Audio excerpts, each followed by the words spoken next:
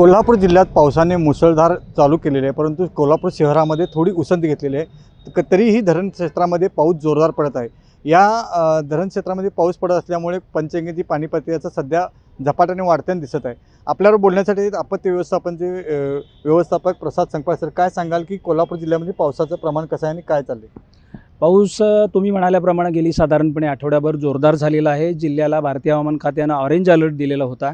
हा orange alert आज आणि उद्या या 2 दिवसामध्येही सांगण्यात आलेला आहे।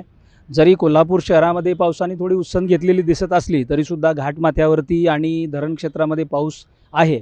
असं जरी असलं तरीसुद्धा आज मी तिला चिंता बाळगण्याचं कारण नाही आहे, कारण पंचगंगा जरी आता 35 फुटाच्या आसपास गेलेली असली तरीसुद्धा प्रशासनाच्या वतीनं सर्वतोपरी नियोजन करण्यात आलेलं आहे।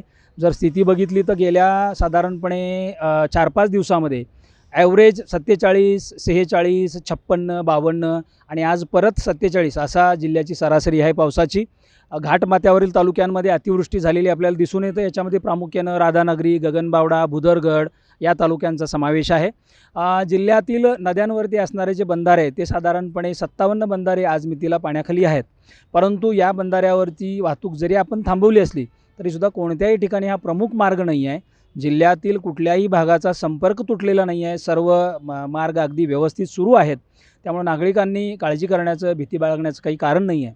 साधारणपणे या कालावधीमध्ये जे नुकसान झालेलं आहे, ज्याच्यामध्ये मग घराची भिंत पडली, घराचे पत्रे उडाले किंवा झाड पडलं, अशा पद्धतीच्या नुकसानीचा आपण जो नजर अंदाज करतो त्या नजर अंदाजाचा विचार करता साधारणपणे 25 ते 30 लाखांच्या आसपास जिल्ह्यामध्ये नुकसानीची पहिली नजर अंदाजी आकडेवारी आपल्याकडं आलेली आहे।